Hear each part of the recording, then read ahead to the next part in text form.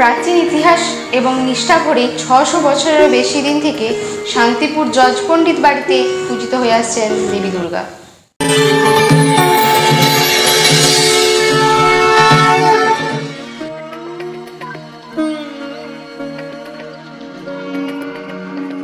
প্রাচীন ইতিহাস এবং নিষ্ঠা মেনেই ৬০০ বছরেরও বেশি দিন ধরে শান্তিপুর জজ পণ্ডিত বাড়িতে পূজিতা হন দেবী দুর্গা। ঐতিহ্য এবং নিষ্ঠার অন্যতম নিদর্শন নদিয়ার শান্তিপুরের বনেদি বাড়িগুলির মধ্যে অন্যতম জজ পণ্ডিত বাড়ি। আনুমানিক ৬০০ বছরেরও বেশি দিন ধরে পূজিত হন দেবী দুর্গা।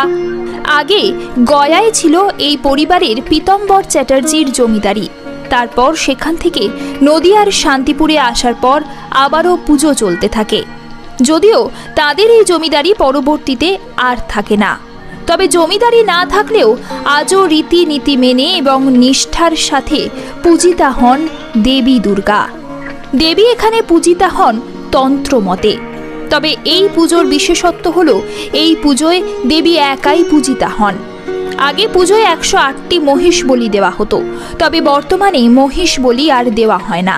তার পরিবর্তে আখ, চাল কুমড়ো, কলা ইত্যাদি ফল বলি দেওয়া হয় দেবীর চরণে। ভোগেও রয়েছে বিশেষ নিয়ম। সপ্তমী থেকে শুরু হয় দেবীর ভোগ, অষ্টমীতে দেবীকে দেওয়া হয় ইলিশ মাছের ভোগ, নবমীতে কচুর শাক, কলার বড়া। তবে নবমীর ভোগ দশমীতে পান্তা হিসাবে দিয়ে মায়ের আরাধনা করা হয়। তবে এই পান্তা ভোগ খেয়েই মা কৈলাসের উদ্দেশ্যে রওনা দেন।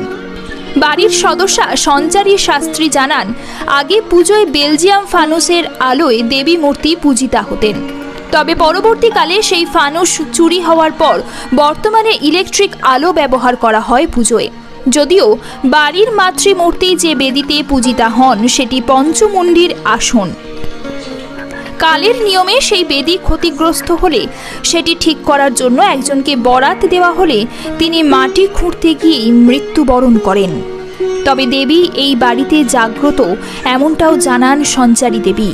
বাড়ির সকলে এই পুজোর কদিন একত্রিত হয়। মজা, আনন্দ, রীতিনীতি মেনেই নিষ্ঠা সহ পূজিতা হন মা শান্তিপুরের জজ পণ্ডিত বাড়িতে। প্রথমেই বলি, শারদীয়া উপলক্ষে সবাইকে জানাই আন্তরিক শুভেচ্ছা জজবাড়ির পক্ষ থেকে। আমাদের এই বাড়িটা হচ্ছে, আমি তো জন্মলগ্ন থেকে শুনে আসছি, প্রায় ৫০০ বছরের পুরনো, যার কোনো হিসেব নেই। এটা আমাদের গয়াতে আগে পুজো হতো জজবাড়ির পীতাম্বর চট্টোপাধ্যায়, স্বর্গীয় পীতাম্বর চট্টোপাধ্যায়ের জমিদারি আমলে এই পুজোটা হচ্ছে গয়া থেকে এনে শান্তিপুরে করে। এবং এই পুজোটা একচালাই আপনারা দেখতে পেয়েছেন, এখানে লক্ষ্মী, গণেশ, কার্তিক, সরস্বতী নেই। এটা এই রকমভাবেই পুজো হয়ে এসেছে বংশ পরম্পরার রীতি অনুযায়ী। আমাদের যে স্বর্গীয়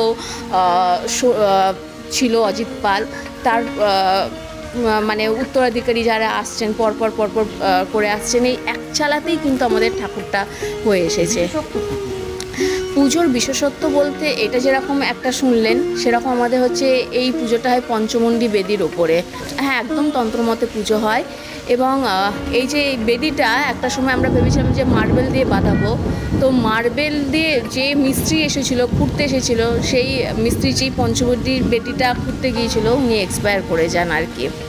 তো এইটা হচ্ছে অনেক রকম মানে বংশ পরম্পরা অনুযায়ী রীতিমেতে পুজো হয়। এই রীতির ঊর্ধ্বে গিয়ে আমরা কখনোই কোনো কাজ করে উঠতে পারি না।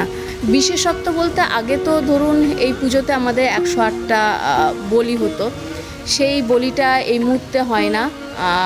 এটা এখন আমরা ফল বলি করি এবং অনেক কিছু চেঞ্জ হয়েছে। আমাদের বলিটা হয় কালী পুজোতে, আমাদের দুর্গা পুজোর পরে কালী পুজো হয়, সেখানে বলি হয়। কিন্তু দুর্গা পুজোর দিন আমাদের হচ্ছে যে আগে পাঠা বলিটা হতো, সেই পাঠা বলিটা এখন হচ্ছে আমরা বিভিন্ন রকম ফল বলির মাধ্যমে করে থাকি। এবং আর একটা জিনিস হতো, নবমীর দিন কাদা খেলা, বিভিন্ন রকম বাইরে ছেলেরা এসে সুন্দর করে কাদা খেলতো, এখানে আমরা তাদের ফল দিতাম। এই সময়ের সাথে সাথে আমাদের কিন্তু কিছু রিচুয়ালস চেঞ্জ হয়েছে। কিন্তু যেরকম আমাদের দুর্গা সপ্তমী থেকে শুরু করে দশমী অবধি বিভিন্ন রকম বদ হয় মায়ের, যেরকম কলার বড়া, অষ্টমীর দিন হচ্ছে ইলিশ মাছ ম্যান্ডেটারি, নবমীর দিন আরেক রকমের ভোগ, দশমীর দিন হচ্ছে আমাদের পান্তা খেয়ে যান, নবমীর দিন কচুর শাক, এরকম যেরকম এগুলো দিতেই হবে। এমনকি তার সাথে যে ধরনের সিজনাল যেসব আমাদের ভেজিটেবলস আছে সেইগুলোকে আমরা মায়ের কাছে ভোগ হিসেবে দিই, যাতে সারা বছর আমাদের অন্ন খাদ্যের কোনো রকম অভাব না থাকে। পুজো তো আমাদের তো জমিদারি ছিল, আপনাকে বললাম গয়াতে পীতাম্বর চট্টোপাধ্যায়, তার পরবর্তীকালে যেসব জেনারেশনগুলো হয়ে আসছেন জমিদারি আমলে তারা এই পুজোটা করে এসেছিলেন। আমার দাদু স্বর্গীয় হাজারীলাল চট্টোপাধ্যায়, উনি এক্সপায়ার হয়ে যাওয়ার পর আমাদের জমিদারিটা চলে যায়।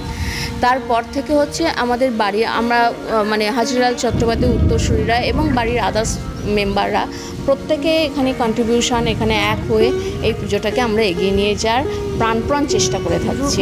না ওই রকমভাবে স্বপ্নাদেশটা তো অ্যাকচুয়ালি সাবকনসিয়াস ব্রেনের ব্যাপার, ওরকম না বিষয়টা। মা এখানে ভুল করলে মা তাকে পানিশমেন্ট দেয়, এটাই হচ্ছে মেন কথা। কিন্তু স্বপ্নের মাধ্যমে না, কিন্তু দেন। যেরকম আপনাকে বললাম যে পঞ্চবেদী যে এই আসনটা, পঞ্চমুণ্ডির আসনটাকে ঘুরতে গিয়ে এরকম একটা সমস্যা ঘটেছিল আর কি, এক্সপায়ার করে গিয়েছিলেন। আমি হচ্ছে সঞ্চারী চ্যাটার্জি, জজবাড়ি।